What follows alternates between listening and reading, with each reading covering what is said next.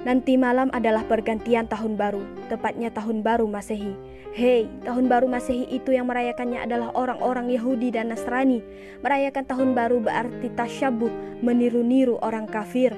Dari Abu Sa'id Al-Khudri bahwa Rasulullah SAW bersabda, sungguh kalian akan mengikuti jalan orang-orang sebelum kalian sejengkal demi sejengkal dan sehasta demi sehasta, sampai jika orang-orang yang kalian ikuti itu masuk ke lubang dob, pasti kalian pun akan mengikutinya. Para sahabat berkata, wahai Rasulullah, apakah yang diikuti adalah Yahudi dan Nasrani? Beliau menjawab, lantas siapa lagi? Di malam tahun baru banyak ditemukan kemaksiatan, melakukan kebebasan mengikuti jejaknya setan, lalai akan perkara yang sangat dianjurkan yaitu sholat malam. Bahkan kita bisa meninggalkan sholat wajib subuh dikarenakan begadang semalam suntuk untuk menunggu detik-detik pergantian tahun. Saudaraku, katakanlah tentang statement Buya yang kemarin-kemarin menyatakan bahwa orang-orang non-muslim, maksud kami orang-orang yang bukan Islam, bukan beragama Islam, baik Budi, baik agama Buddha, Yahudi, Hindu dan lain sebagainya, yang bukan orang Islam itu tidak bisa disebut kafir. Saya tidak puas dengan statement Buya tentang orang yang bukan muslim tidak boleh disebut kafir. Itu dengan korelasinya dengan surat Al-Kafirun. Mohon dijelaskan. Sekian, terima kasih. Di dalam Al-Quran ada enggak Allah memanggil orang Islam? Ketika kita disuruh puasa, yang dipanggil siapa? Ya ayyuhalladzina amanu, wahai orang-orang yang beriman. Semua Allah memerintah yang dipanggil orang beriman. Ada nggak ya ayyuhalladzina aslamu? Ada. Ayyuhal muslimun? Ada. Kenapa tidak dipanggil? Karena yang siap melaksanakan perintah Allah adalah orang yang beriman.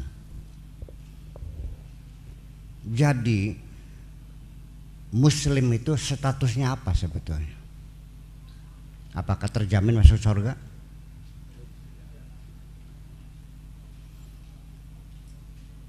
Orang Arab datang kepada Nabi, qalu amanna. Mereka mengatakan, ya Rasulullah, kami beriman. Ditegur oleh Allah, tolong sampaikan, jangan bilang beriman baru berislam. Kamu belum beriman. Tidak ada nilainya Islam itu, beriman. Bal qulu aslamna walamma yadkhulil imanu fi qulubihim. Kenapa baru muslim? Karena keimanan belum masuk ke dalam hati mereka. Jadi ayat ini menunjukkan orang menyatakan muslim itu seperti berkoalisi. Tetap ideologinya berbeda, berkoalisi, bergabung dengan Kanjeng Nabi dalam pasukan Kanjeng Nabi, mendirikan peradaban. Yang di zaman masuk surga siapa? Orang beriman kok. Iya kan? Sedangkan orang yang beriman siapa? Walladzina amanu min ahlil kitab. Berarti ahlul kitab ada yang beriman kan? Terus maksudnya yang ditanyakan apa? Islam itu apa? Orang baru muslim belum mukmin, artinya baru berkoalisi. Terus yang jadi masalah tidak boleh ya ayyuhal kafirun. Bukan, saya mau nanya dulu, kafir itu apa sebetulnya? Apakah non muslim? Begini, kalau kita belajar ilmu terminologi, bahasa Arabnya ilmu mustalahat, satu indoktrinasinya, ajarannya bahwa yang namanya sifat itu tidak bisa didefinisikan. Kafir itu adalah kata sifat. Masa kafir jadi non muslim? Ya enggak dong. Non muslim berarti kafir gitu. Kafir itu non muslim. Kalau orang Islam bisa nggak jadi orang kafir? Lah, kafir itu kata sifat. Oke, kita belajar ilmu logika. Merah, cantik, ayu, gembleng, seksi. Siapa yang bisa mendefinisikan cantik? Relatif. Nah, itulah makanya. Ini ibu-ibu sekian banyak ini kecantikannya berbeda semuanya nih. Percaya enggak? Seorang perempuan lewat, laki-laki banyak, sok komentari, kasih potlot, kasih pulpen, berapa nilainya, akan berbeda semuanya.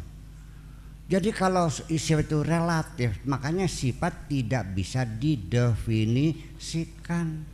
Selesai. Dari mana taunya orang kafir? Oke, kafir itu bisa melekat kepada siapapun, terlepas Muslim, Nasrani, Yahudi, pokoknya siapapun orang yang hidupnya kikir medit itu kafir. Pengen tahu ayatnya? Innal ladzina yabkhuluna wa ya'muruna an-nasa bil bukhli wa yaktumuna ma atahumullahu min fadlih inna a'tadna lil kafirina adzaban muhina. Orang-orang yang medit, menyuruh orang medit, menyembunyikan karunia Allah, sudah kami siapkan untuk orang-orang kafir itu siksaan yang mempermalukan, yang menghinakan. Siapa kafir itu? Orang medit. Orang hasud medit. Orang sombong kafir.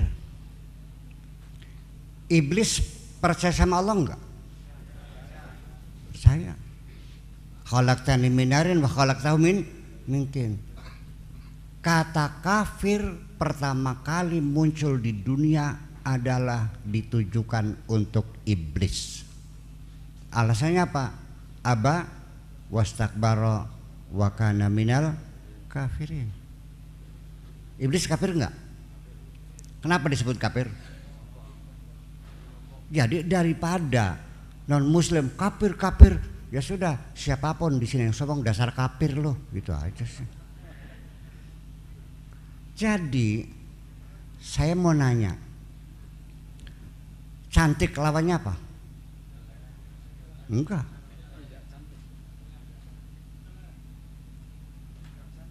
Ya tidak cantik. Besar lawannya apa? Tidak besar.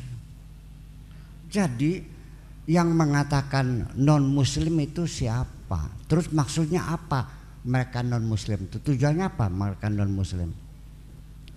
Nanti mereka juga sama non Nasrani. Engkaunya sananya non Hindu, yang sananya non Buddha, engkaunya non kafir gini. Jadi kata-kata non itu tidak jelas maksudnya. Tidak merah, apa warnanya? Nah, itu persoalannya. Itu persoalannya. Jadi kita kafir itu kata sifat tidak bisa didefinisikan. Paham enggak? Paham enggak? Terus yang menjadi masalah apa sekarang? Saya tidak setuju di dunia hanya dua, muslim non muslim. Tidak. Tapi ada muslim, ada Nasrani, ada Hindu, jelas disebut namanya dong. Iya kan? Non muslim itu siapa? Orang yang tidak bertuhan termasuk nggak? Termasuk. Orang yang Nasrani, Hindu, Buddha, abangan, agama wiwitan, agama klenik, tak terhingga berapa banyak ideologi akidah di dunia. Jadi non muslim siapa maksudnya enggak jelas. Punten aja, ini logika kita berbicara. Jadi persoalannya kalau pokoknya, ya kalau pokoknya bisa jadi debat maning pokoknya. Karena pokoknya mah Ya, jadi saya kira kafir itu kata sifat. Dengarkan dulu, kita punya ranjang, punya ini. Ada tutupnya enggak? Tutup ranjang apa namanya? Kafir bed.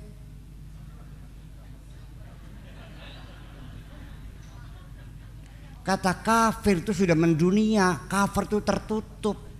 Jadi siapapun orang yang kikir, tidak mau membantu orang yang kelaparan, itu kafir, itu tertutup hatinya. Siapapun menjadi kafir.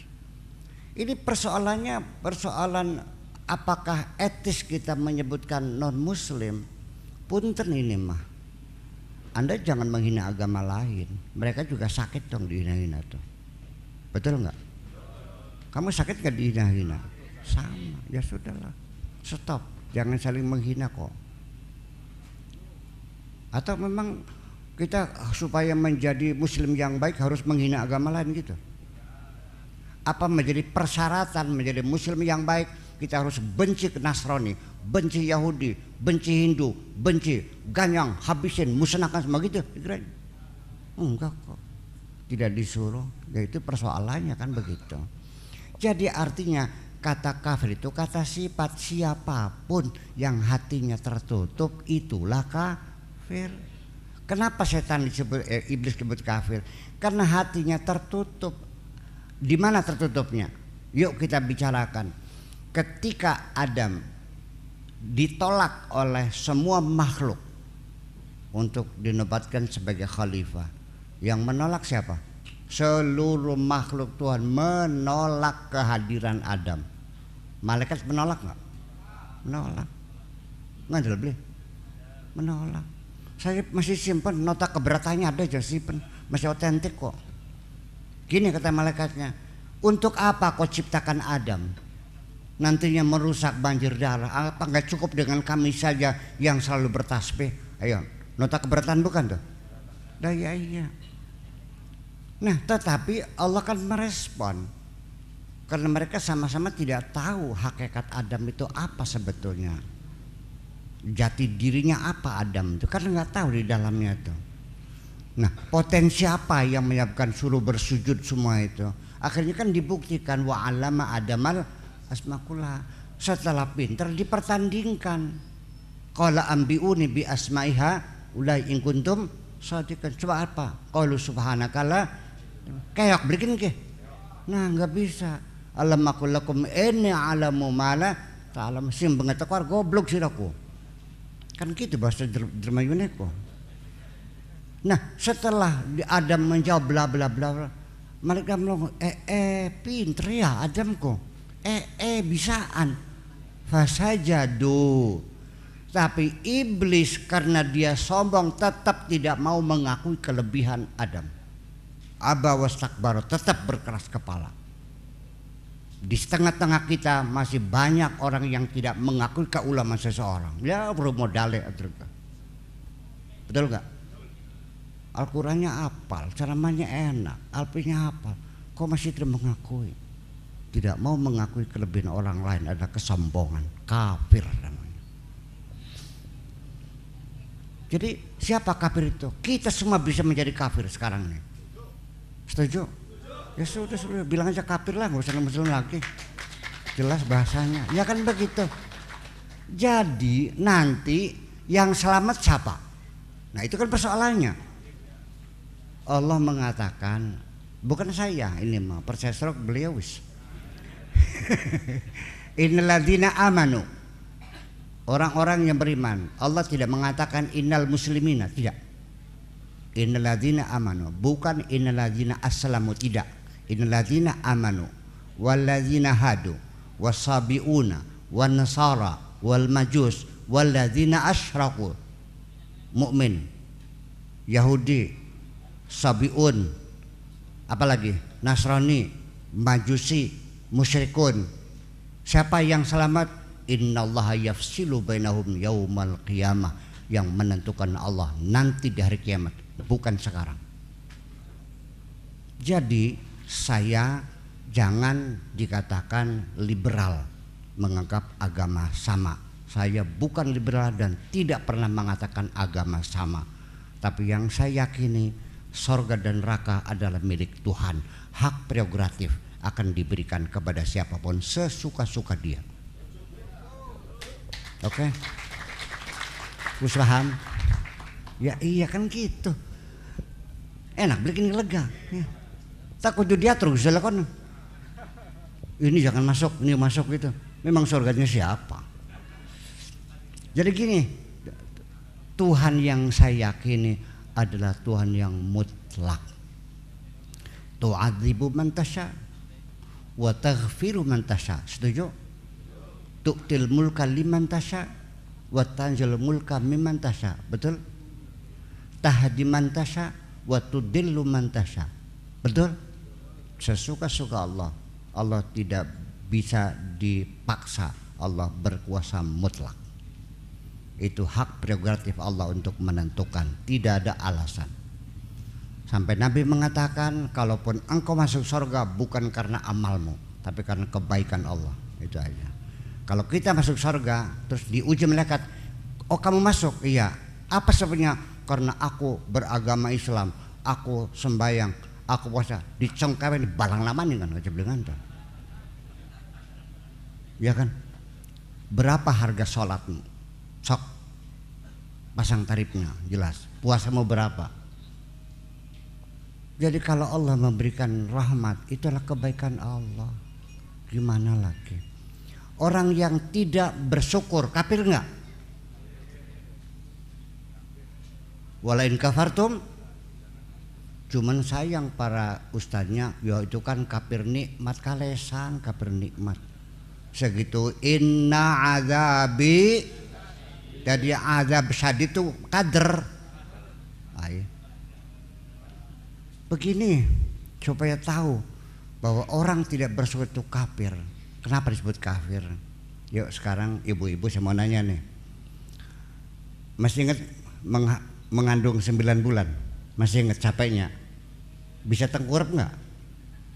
9 bulan nggak bisa tengkurap, gondol. Waktu ngedan mempertaruhkan nyawa nggak? Berapa tahun nggak bisa tidur nyenyak? 2 tahun minimal, iya kan?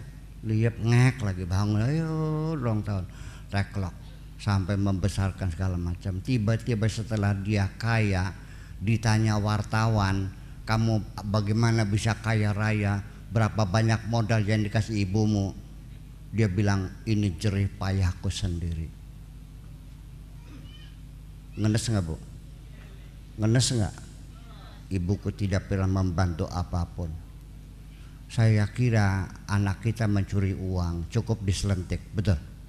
Anak kita nggak berangkat sekolah cukup ditambak, betul. Tapi begitu orang anak mengatakan orang takut tidak berjasa sedikit pun terhadap diriku, dia nggak marah kok, nggak. Paling jauh senok. Awit tinakian sila dudu anak kita maning nana nih kerebes sakit kali, sakit hati sekali.